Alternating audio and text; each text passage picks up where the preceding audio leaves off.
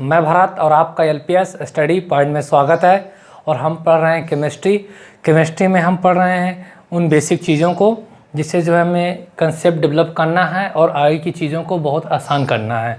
तो अभी तक हम लोगों ने जो पिछली वीडियो में पढ़ा वो हम पढ़ रहे थे समस्थानिक के बारे में, यानी कि आइसोटोप के बारे में। तो हम उसे कंटिन्यू करेंगे और आज हम पढ़ेंगे एप्लीकेशन ऑफ आइसोटोप। तो हमारा जो चल रहा चैप्टर जो टॉपिक था वो है आइसोटोप, यानी कि समस्थानिक। आइसोटोप के बारे में हमने आइसोटोप के टाइप्स पढ़ लिए थे और उसकी प्रॉपर्टीज़ पढ़ लिए थे। अब हमें आज पढ़ना था एप्लीकेशन। हमने हाइड्रोजन के 3 आइसोटोप पढ़े थे। कौन कौन से? प्रोटियम, ड्यूटेरियम और ट्राइटियम। ड्यूटेरियम को बोलते हैं हैवी वाटर, यानी भारी जल बोलते हैं। इसे जो है ड्यूटियो से भी दिखाते हैं, यानी कि ड्यूटेरियम ऑक्साइड। क्या बोलते हैं इसे? Deuterium oxide.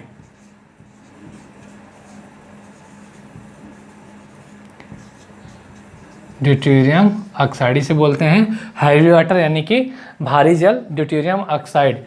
इसका यूज कहाँ होता है? जो हमारा हैवी वाटर है, यानी जो भारी जल है, इसका यूज होता है न्यूक्लियर रिएक्टर में एज ए मॉडरेटर, यानी कि मंदक के रूप में होता है। कहाँ यूज होता है इसका? यूज कहाँ होता है? इसका यूज होता है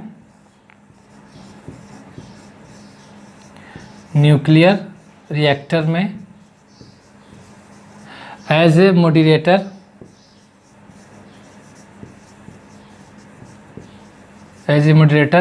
यानी कि मंदक के रूप में। यानी जो भारी जल का जो यूज होता है वो हमारा जो न्यूक्लियर रिएक्टर में होता है मंदक के रूप में होता है। ये चीज़ें हम लोगों ने सीखा। अब हम बात कर रहे थे एप्लीकेशन ऑफ आइसोटोप्स, यानी कि जो है कहाँ कहाँ पे यूज होता है, समस्थानिक के यूज कहाँ कहाँ पे होते हैं और किन किन के समस्थानिक का यूज होता है, ये चीज़ें हमें पढ़नी है। तो ये चीज़ें आप लोगों ने लिख लिया। ड्यूटेरियम बोलते हैं ड्यूटेरियम ऑक्साइड, जिसका यूज होता है nuclear reactor as a moderator में, यानी कि मंदक के रूप में। ये कैसे न्यूक्लियर रिएक्टर में रोकता है वो चीज़ों को अभी मैं आगे एक्सप्लेन करूँगा। तो हालांकि अभी आप यहाँ देखें तो यहाँ भी क्वेश्चन बन सकता है कि जो है न्यूक्लियर रिएक्टर में हाइड्रोजन का कौन सा समस्थानिक यूज होता है, तो आप बता सकते हैं ड्यूटेरियम। चलिए अब हम एप्लीकेशन ऑफ आइसोटोप पढ़ेंगे।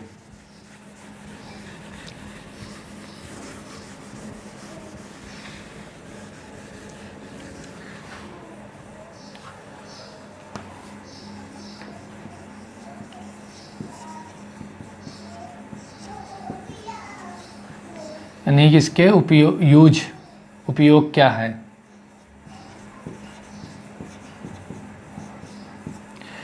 देखिए, समस्थानिक यानी कि यूरेनियम का समस्थानिक जो है, जो हमारा न्यूक्लियर रिएक्टर है, यानी कि जो परमाणु भट्ठी है, इसे एटॉमिक रिएक्टर भी बोलते हैं।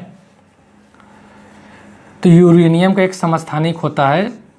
तो यूरेनियम के समस्थानिक का जो यूज है ये करते हैं हम जो न्यूक्लियर रिएक्टर है उसके फ्यूल के रूप में। यानी जो न्यूक्लियर रिएक्टर में जो ईंधन की ज़रूरत पड़ती है, तो जो ईंधन काम करता है हमारा न्यूक्लियर रिएक्टर में, जो परमाणु भट्ठी में जो है हमारा जो ईंधन के रूप में यूज होता है वो क्या होता है? यूरेनियम के समस्थानिक। यानी यूरेनियम के एक समस्थानिक का यूज होता है। कहाँ होता है? वो होता है आपका न्यूक्लियर रिएक्टर में।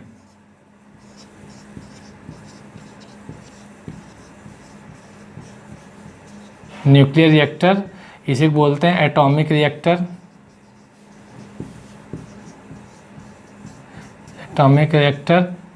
ठीक, एज अ फ्यूल, यानी कि ईंधन के रूप में प्रयोग होता है। किसका समस्थानिक? यूरेनियम का समस्थानिक। यूरेनियम का एक समस्थानिक कहाँ यूज होता है? न्यूक्लियर रिएक्टर में यूज होता है एज अ फ्यूल। यानी कि जो हमारी परमाणु भट्टी में जो हमें ईंधन के रूप में प्रयोग करते हैं, वो ईंधन के रूप में हम क्या प्रयोग करते हैं? यूरेनियम के समस्थानिक का। यानी कि यूरेनियम का आइसोटोप समस्थानिक। दूसरा कोबाल्ट के समस्थानिक। कोबाल्ट के समस्थानिक का हम यूज करते हैं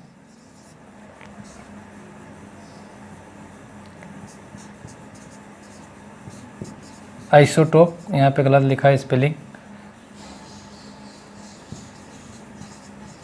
जो कोबाल्ट का समस्थानिक है हम उसका यूज कहाँ करते हैं? कोबाल्ट का समस्थानिक यूज करते हैं treatment of cancer, as a treatment of cancer. Cobalt का समस्थानिक को जो है हम कहाँ यूज करते हैं? कोबाल्ट के समस्थानिक का treatment of, as a treatment of cancer, as a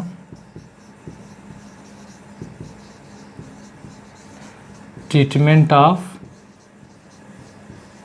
cancer. यानी जो कैंसर के ट्रीटमेंट में जो यूज करते हैं हम लोग, वो हम लोग यूज करते हैं कोबाल्ट के समस्थानिक का। ठीक, कोबाल्ट के समस्थानिक का। जो तीसरा यूज है इसका इम्पॉर्टेंट, आपने देखा होगा ग्वाइटर एक बीमारी होती है, घेंगा बीमारी होती है, जो कि किससे कमी से होती है? वो आयोडीन की कमी से होती है। किससे कमी से होती है? आयोडीन की कमी से होती है। कौन सी बीमारी? घेंगा बीमारी। तो आयोडीन के समस्थानिक का हम यूज कहाँ करते हैं? आयोडीन के समस्थानिक का हम यूज करते हैं ट्रीटमेंट ऑफ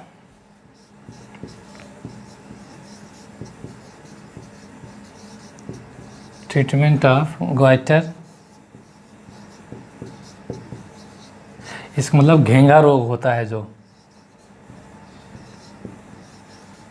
घेंगा रोग जो गले में हो जाता है।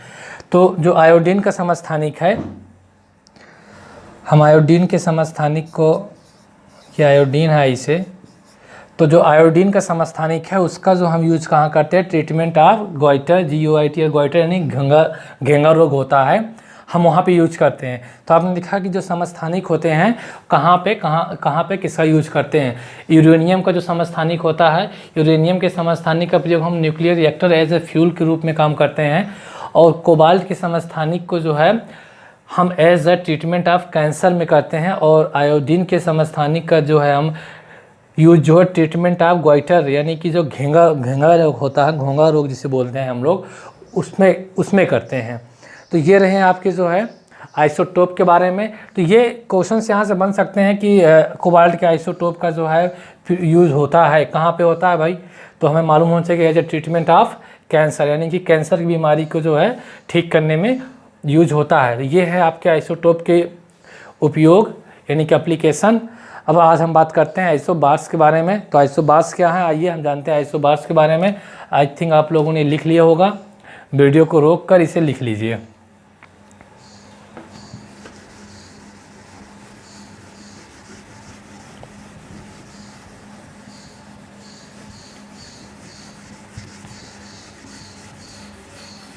फ्रेंड्स, अगर आपको वीडियो पसंद आया हो तो आप इसे लाइक, कमेंट, शेयर ज़रूर करें। और अगर आप चैनल पे नए हैं तो आप इसे सब्सक्राइब करें और बेल आइकन ज़रूर दबाएं। तो चलिए हम बात करते हैं आज आइसोबार के बारे में।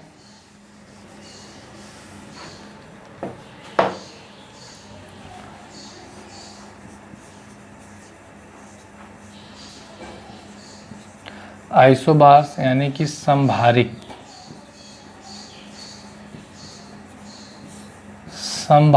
के बारे में बात करते हैं। अब ये क्या होते हैं? संभारिक और बड़े से संभारिक क्या होते हैं? थोड़ा मैं इसे बड़ा कर दूंगा क्योंकि मैं बहुत छोटा लिख रहा हूँ, तो सफिशिएंट शायद नहीं है।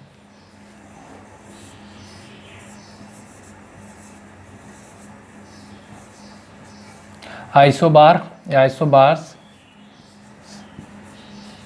संभारिक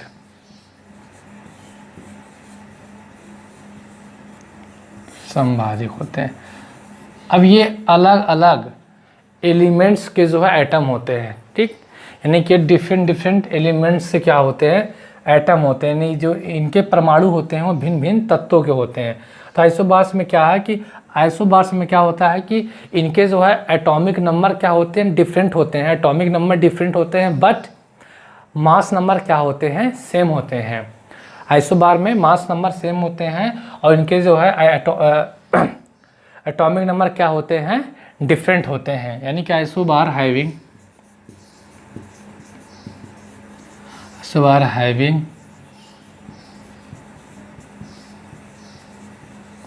different atomic number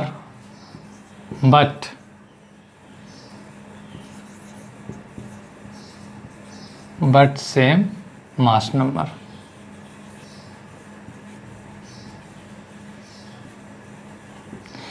यानी कि अलग भिन्न भिन्न तत्व के ऐसे परमाणु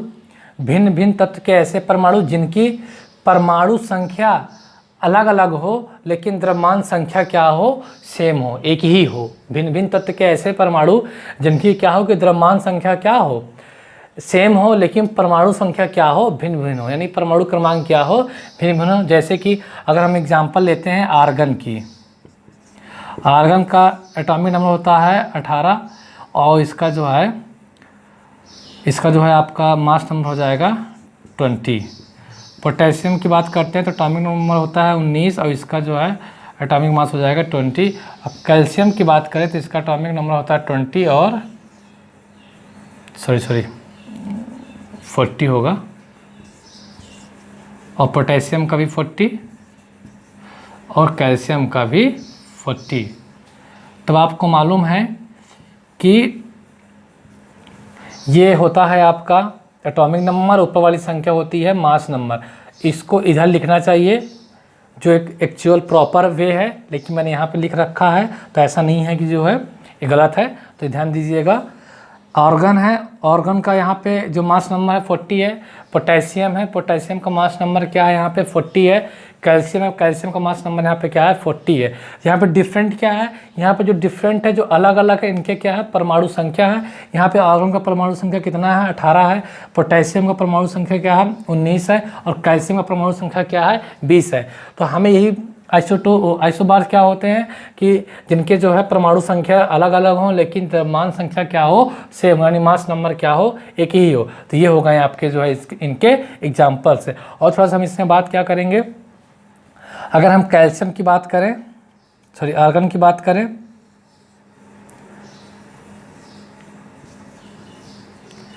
अगर हम आर्गन की बात करते हैं, चलिए, तो आर्गन में इलेक्ट्रॉनों की संख्या कितनी है।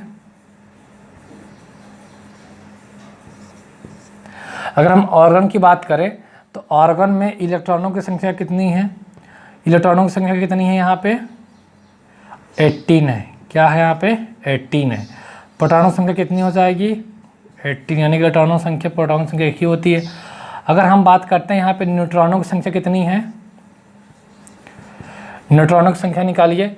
तो आप न्यूट्रॉनों की संख्या निकालेंगे तो यहाँ पे क्या आएगा, यहाँ पे न्यूट्रॉनों की संख्या कितनी आ जाएगी आपकी, बताइए 22 आ जाएगी। क्योंकि जो न्यूट्रॉन होते हैं वो मास नंबर और एटॉमिक नंबर का डिफरेंस होता है, ये होता है न्यूट्रॉन ना। ये यहाँ पोटेशियम की बात करते हैं तो पोटेशियम इलेक्ट्रॉनों की संख्या कितनी है 19 है, प्रोटॉनों की संख्या कितनी है यहाँ पे 19 है। अगर हम न्यूट्रॉनों की बात करते हैं न्यूट्रॉनों की, तो यहाँ पे न्यूट्रॉनों की संख्या कितनी है, तो आप यहाँ देखेंगे न्यूट्रॉनों की संख्या कितनी है यहाँ पे 21 है। कितनी है 21 है। अगर आपको यहाँ देखा जाए कैल्शियम में, तो कैल्शियम इलेक्ट्रॉनों की संख्या कितनी है 20 है, और प्रोटॉनों में जो न्यूट्रॉनों की संख्या कितनी है, कैल्शियम प्रोटॉनों की संख्या कितनी है वो भी 20 है। और बात करें हम न्यूट्रॉनों की संख्या कितनी है यहाँ पे 20 है। तो आप देख पा रहे होंगे कि जो ये अब हम ऐसा करके हम क्या चीज़ सीखना चाह रहे हैं। देखिए, अगर हम आइसोबार्स की बात करते हैं तो क्या आइसोबार्स में इलेक्ट्रॉनों की संख्या सेम है, सब में सेम है आइसोबार्स में इलेक्ट्रॉनों की संख्या? बिल्कुल सेम नहीं है, क्योंकि आर्गन में इलेक्ट्रॉनों की संख्या क्या है यहाँ पे, 18 है और यहाँ पे 19 है, यहाँ पे पोटेशियम की 19 है और कैल्शियम क्या है यहाँ पे 20 है। अगर मैं बात करता हूँ प्रोटॉनों की संख्या क्या है, प्रोटॉनों की संख्या सेम है, बिल्कुल नहीं सेम है, यहाँ प्रोटॉनों की संख्या भी यहाँ पे बिल्कुल सेम नहीं है। अब यहाँ पे अंतर किस चीज़ का, डिफरेंस किस चीज़ का है। अगर मैं आइसोबार की बात करूँ, क्या यहाँ पे न्यूट्रॉनों की संख्या सेम है, बिल्कुल सेम नहीं है। यहाँ पे न्यूट्रॉनों की भी संख्या क्या है, बिल्कुल सेम नहीं है। तो यानी आप ये कह सकते हैं जो आइसोबार्स होते हैं, तो आइसोबार्स में ना तो न्यूट्रॉनों और प्रोटॉनों की संख्या सेम नहीं होती है और ना ही तो इसमें न्यूट्रॉनों की भी संख्या क्या होती है, सेम होती है। क्यों? क्योंकि हमने करके देखा, हमने डिफरेंस निकाला, न्यूट्रॉनों संख्या का डिफरेंस देखो, अगर 40 में 19 जाएगा 21 ही आएगा। ये देखिए, तो आपने देखा कि न्यूट्रॉनों की भी संख्या क्या है यहाँ पे सेम नहीं है। यानी कि आइसोबार्स में केवल और केवल क्या सेम है, यहाँ पे आइसोबार्स में केवल और केवल उनका जो है मास नंबर सेम है, यानी कि द्रव्यमान संख्या सेम है। तो अब हम बात करते हैं इसकी जो है प्रॉपर्टीज़ के बारे में, यानी आइसोबार के गुण के बारे में बात करते हैं। तो आइसोबार में क्या है कि आइसोबार की जो भौतिक जो फिजिकल प्रॉपर्टीज़ है वो होती है सेम, फिजिकल प्रॉपर्टीज़ होती है सेम। क्यों? क्योंकि इसके जो है मास नंबर क्या है, सेम है, मास नंबर क्या है यहाँ पे सेम है। तो मैं बात करता हूँ संभारकों के गुणों की।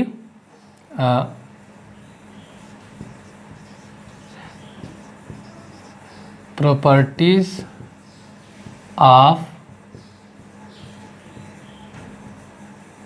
आइसोबार्स। तो यहाँ पे जो फिजिकल प्रॉपर्टी है, फिजिकल जो प्रॉपर्टी है, थोड़ा छोटा लिख दिया है, बड़ा कर लिखना चाहूँगा। जो फिजिकल प्रॉपर्टी है वो क्या है यहाँ पे, फिजिकल प्रॉपर्टी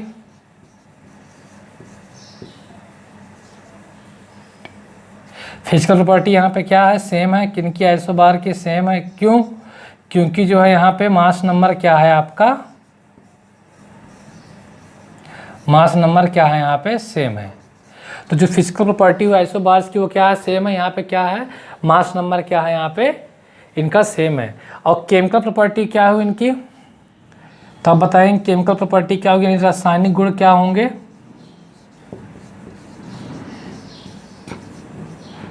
केमिकल प्रॉपर्टी क्या होगी, डिफरेंट होगी। केमिकल प्रॉपर्टी क्या होगी, डिफरेंट होगी। बट लेकिन क्यों? क्योंकि जो इनके जो प्रोटॉनों और इलेक्ट्रॉनों की संख्या वो क्या है यहाँ पे डिफरेंट है, क्योंकि जो इनका एटॉमिक नंबर है वो क्या है यहाँ पे डिफरेंट है। दिख रहा, एटॉमिक नंबर क्या है यहाँ पे, केमिकल प्रॉपर्टी क्या होगी, डिफरेंट होगी। बिकॉज जो है एटॉमिक नंबर क्या है, एटॉमिक नंबर यहाँ पे क्या है, डिफरेंट है। यानी कि एटॉमिक नंबर क्या है यहाँ पे इनके अलग अलग हैं, यानी कि इलेक्ट्रॉनों की संख्या यहाँ पे अलग अलग है, या कह लीजिए प्रोटॉनों की संख्या यहाँ पे अलग अलग है। इस वजह से इनकी जो है रासायनिक जो गुण है, जो संभारिक के जो रासायनिक गुण हैं वो क्या है यहाँ पे अलग अलग हैं। ये चीज़ें आपको समझ में आ गई।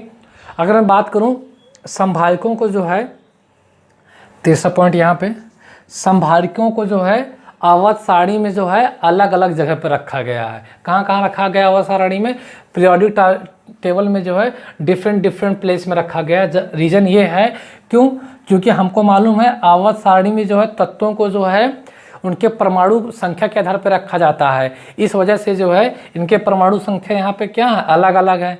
जब इनके परमाणु संख्या अलग अलग है, इस वजह से जो है इनको आवर्त सारणी में जो है अलग अलग जगह पर रखा गया है। आपने देखा होगा पीरियोडिक टेबल जो कैसे बनता है, मैं रफली बना देना चाहता हूँ, बाद में जब हम पढ़ेंगे तो समझेंगे। लेंथेनाइड स्टडी नीचे होती हैं और ऐसे ऐसे जो है ब्लॉक कटे होते हैं इस तरीके से। तो ये है आपकी पीरियोडिक टेबल। यहाँ पे जो है पोटेशियम, आर्गन, पोटेशियम, कैल्शियम को अलग अलग रखा गया है। क्यों? क्योंकि आवर्त सारणी में जो तत्वों को जो है उनके बढ़ते हुए परमाणु क्रमांक के आधार पर रखते हैं, यानी कि जो है उनके increasing order of atomic number पे रखते हैं। इस वजह से जो है यहाँ पे इनको अलग अलग रखा गया है। ये हो गई इनकी प्रॉपर्टीज़। और आपको मालूम है कि इसमें प्रोटॉनों और इलेक्ट्रॉनों की संख्या क्या होती है, अलग अलग होती है, तथा न्यूट्रॉनों की भी संख्या क्या होती है यहाँ पे अलग अलग होती है। आप देख कर बता सकते हैं क्या इसमें कुछ आपको अलग दिख रहा है, नहीं दिख रहा। तो ये चीज़ें थोड़ा कंसेप्ट हैं, यही लॉजिक है। और देखिए क्वेश्चन किस तरीके से आए हुए हैं, बने हुए हैं, तो मैं आपको सारी चीज़ें बताऊंगा, रटने की जरूरत नहीं। मैं क्वेश्चंस भी अब नेक्स्ट वीडियो में वही कराने वाला हूँ, जो अभी मैं पढ़ाऊँगा इनसे आए हुए मैं सारे क्वेश्चंस जो है सॉल्व कराऊँगा जो एग्ज़ाम में आए हुए हैं। हमें ये चीज़ें हमको समझ में आ गई थी, ये इनकी प्रॉपर्टीज़ हैं आइसोबार्स की, और डिफिनेशन आप क्या है आपने सीख ही लिया है। अब हम चलते हैं, हमारा जो है आइसोटोप आइसोबार कंप्लीट हो गया। अब हम चलते हैं आइसो इलेक्ट्रॉनिक के तरफ, यानी कि सम इलेक्ट्रॉनिक की तरफ चलते हैं।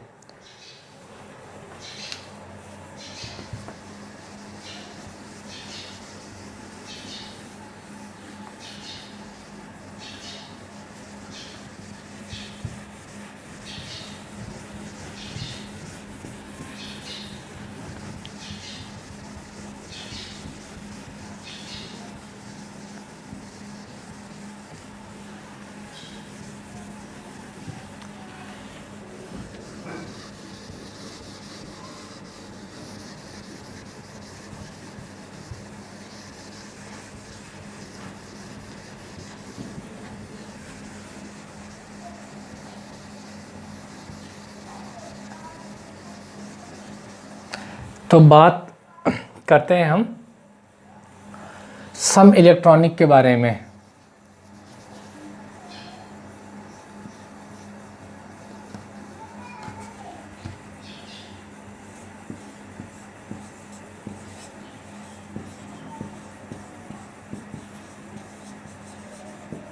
आइसो इलेक्ट्रॉनिक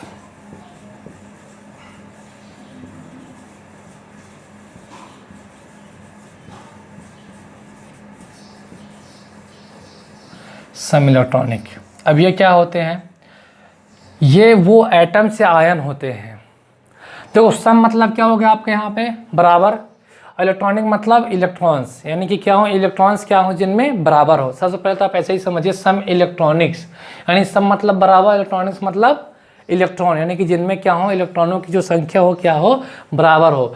तो आइसो इलेक्ट्रॉनिक क्या है, वे उदासीन परमाणु या आयन, यानी कि जो ऐसे परमाणु या आयन जिनमें क्या हो कि इलेक्ट्रॉनों की संख्या क्या हो इसमें सेम हो। आयन क्या है, आयन आप जानते हैं अच्छे से, जैसे कि सोडियम यानी प्लस आगे ये क्या आयन है, मैग्नीशियम एम प्लस प्लस ये क्या है आपके आयन है, एल्यूमिनियम प्लस प्लस प्लस ये क्या है सबके आयन है। इसमें एक ही चार्ज क्यों है, इसमें दो ही चार्ज क्यों है, इसमें तीन चार्ज ही क्यों है, ऐसा जानने के लिए हम जब इलेक्ट्रॉनिक कन्फिग्रेशन करेंगे, जब हम इलेक्ट्रॉनिक विन्यास करेंगे वहाँ हम बहुत अच्छे से समझ पाएंगे इसको। ऐसा इसलिए होता है क्योंकि ऑक्टेल रूल का जो है, इन्हें ऑक्टेल रूल का जो है बनाना पड़ता है एक नियम, यानी कि जो है इन्हें अपने आउटर सेल में जो है कंप्लीट करने होते हैं इलेक्ट्रॉन, ऑक्टेल रूल जो होता है। तो हम आगे सीखेंगे इलेक्ट्रॉनिक कन्फिग्रेशन जब हम सीखेंगे ना, तो ये चीज़ें हम क्लियर हो जाएंगे कि इसमें 1 ही क्यों आता है, इसमें 2 ही क्यों आता है, इसमें 3 ही क्यों आता है। अगर आप बात करें यहाँ पे तो ऑक्सीजन ये सब क्या है, ये आप क्या है आपके फ्लोरीन, ये सब क्या है, ये सब आयन है, ये सब क्या है आपके आयन है, ये क्या है आयन।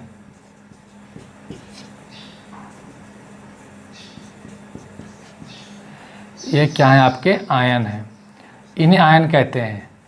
ठीक, ये चीज़ें क्या हो गई आपकी आयन हो गई। परमाणु आप जानते ही हैं, जैसे मतलब मान लीजिए नियान ही हो गया, नियान परमाणु हो गया।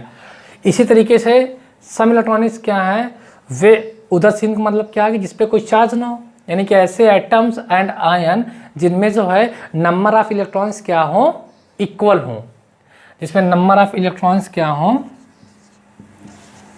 नंबर ऑफ इलेक्ट्रॉन्स क्या हो इक्वल हो, किनमें एटम्स या आयन में। कैसे भी देखिए इस समझ में आएगा क्या होते हैं आयन। तो वे उदासीन परमाणु या आयन जिनमें इलेक्ट्रॉनों की संख्या क्या होती है सेम होती है, उन्हें क्या कहते हैं हम सम इलेक्ट्रॉनिक कहते हैं। अगर मैं बात करूं नियॉन की, तो नियॉन का मतलब क्या हुआ कि इसका जो एटॉमिक नंबर है वो कितना है 10 है, ये आप अच्छे से जानते हैं। अगर मैं इसमें इलेक्ट्रॉनों की संख्या की बात करूं, यहाँ पे इलेक्ट्रॉनों की संख्या कितनी है, तो आप बताएंगे यहाँ पे इलेक्ट्रॉनों की संख्या कितनी है 10 है, कितनी है 10 है, इलेक्ट्रॉनों की संख्या कितनी है यहाँ पे 10 है। मैं सोडियम, ये क्या है, सोडियम है, सोडियम का एटॉमिक नंबर क्या होता है 11। अगर मैं सोडियम की बात करूं तो सोडियम में इलेक्ट्रॉनों की संख्या कितनी है, तब आप मुझे क्या बताओगे, अब 11 नहीं बताओगे, 11 नहीं बताओगे, मैंने बताया था 11 तब होता जब इस पर किसी प्रकार का चार्ज ना होता, लेकिन अब यहाँ पे क्या है, चार्ज है, इस वजह से 11 ना होकर के कितना हो जाएगा, 11 माइनस 1 इक्वल टू 10। यहाँ भी इलेक्ट्रॉनों की संख्या कितनी हो गई 10। माइनस क्यों किए, क्योंकि इस पर प्लस चार्ज है, जितने प्लस चार्ज रहेंगे हम उतने माइनस करेंगे, जितने प्लस चार्ज रहेंगे हम उतने माइनस करेंगे। हाँ, जितने प्लस चार्ज रहेंगे हम उतने माइनस करेंगे। ठीक, ऐसा क्यों है, क्योंकि इसने क्या किया है कि इसमें प्लस चार्ज का मतलब ये है कि इसने अपने आउटर सेल से क्या किया, इलेक्ट्रॉन का त्याग किया, इलेक्ट्रॉन डिनोट किया है इसने, यानी इलेक्ट्रॉन दिया है। इलेक्ट्रॉन दिया तो इसके, जब इसने इलेक्ट्रॉन दे दिया, 11 इलेक्ट्रॉन था, जब इसने इलेक्ट्रॉन दे दिया तो इसके अंदर इलेक्ट्रॉन कम पड़ेंगे नहीं पड़ेंगे, तो वही 1 इलेक्ट्रॉन इसने दिया है तो कितने बचे 10, लेकिन जितने दिया उसका यहाँ पे साइन आ गया। मैग्नीशियम का एटॉमिक नंबर होता है 12। अगर इसमें इलेक्ट्रॉनों की बात करूं तो देखिए 12 माइनस क्या हो गया 2 इक्वल टू कितना आ गया 10। यहाँ भी देखा जाए इलेक्ट्रॉनों की संख्या क्या हो गई 10। पर इलेक्ट्रॉनों की संख्या क्या, यही चीज़ तो है इलेक्ट्रॉनों की संख्या, प्रोटॉनों की संख्या ही क्या हमारे इलेक्ट्रॉनों की संख्या है। तो यहाँ पे 12 है, 12 में जो है 2 चार्ज आ गए, माइनस कर दी, कितना बचा 10। अगर हम एल्यूमिनियम की बात करते हैं तो एल्यूमिनियम का परमाणु क्रमांक यानी एटॉमिक नंबर कितना होता है 13। अगर आप 13 में 3 माइनस करो कितना बचेगा 10। तो यहाँ भी इलेक्ट्रॉनों की संख्या कितनी है 10। ऑक्सीजन की बात करें तो ऑक्सीजन का एटॉमिक नंबर होता है 8। अब यहाँ पे क्या करोगे, इसने क्या किया है, 2 उधार लिए, रिसीव किए हैं, 2 इलेक्ट्रॉन इसने क्या कर रखा है, ले रखा है, इसीलिए इस पर क्या है 2 माइनस का साइन है। तो इसका मतलब इसने इलेक्ट्रॉन ले रखा है, तो इसका मतलब इसके पास पहले 8 थे, अब प्लस 2 कितने हो गए 10। तो यहाँ भी इलेक्ट्रॉनों की संख्या कितनी हो गई 10। अगर हम फ्लोरीन की बात करते हैं, इसका परमाणु क्रमांक क्या होता है 9। इसने कितने इलेक्ट्रॉन ले रखे हैं 9। इस पे माइनस है यानी कि ऋण है, लेकिन क्या है इसके पास इलेक्ट्रॉन तो बढ़ गए हैं, तो पहले 9 थे अब कितने हैं, एक और कितने हो गए 10। तो अब देखिए ये तो हमारे आयन कहलाते हैं, ये हमारे क्या कहलाते हैं, परमाणु कहलाते हैं। तो वही हम कहें जो सम इलेक्ट्रॉनिक क्या होते हैं, ऐसे एटम्स या आयन जिनमें जो है इलेक्ट्रॉनों की संख्या क्या हो, इक्वल हो, इलेक्ट्रॉनों की संख्या क्या हो, सेम हो, क्या कहलाते हैं, आइसो इलेक्ट्रॉनिक कहलाते हैं, यानी कि सम इलेक्ट्रॉनिक कहलाते हैं। जैसे कि आपने देखा यहाँ नियान पे इलेक्ट्रॉनों की संख्या कितनी है 10 है, और सोडियम में 10 है, मैग्नीशियम में भी 10 है, और एल्यूमिनियम में भी 10 है, और ऑक्सीजन में भी 10 है, और फ्लोरीन में भी 10 है। तो आई थिंक ये कंसेप्ट आपको समझ में आ गया होगा। तो सम इलेक्ट्रॉनिक क्या होते हैं, जिसमें इलेक्ट्रॉनों की संख्या क्या हो, आपको सेम हो, सॉरी। और ये सब चीज़ें क्या हैं, ये आयन है, ये क्या हमारा एक परमाणु है। यानी कि ऐसे इलेक्ट्रॉनिक्स क्या समझ में है, वे उदासीन परमाणु है आयन, एटम्स और ion in which have same number of electrons। ठीक, यानी कि ऐसे एटम्स और या आयन, ION है आयन, जिसमें जो है क्या हो, जो नंबर ऑफ इलेक्ट्रॉन्स है वो क्या हो, सेम हो, क्या कहलाते हैं, आइसो इलेक्ट्रॉनिक। आपकी चीज़ समझ में आ गई होंगी। अब हम चलते हैं सम न्यूट्रॉनिक, क्या सम न्यूट्रॉनिक के बारे में। अगर ये चीज़ें आ गई हों तो आप इसे स्क्रीनशॉट लेकर जो आप इसे लिख सकते हैं। ओके, चलिए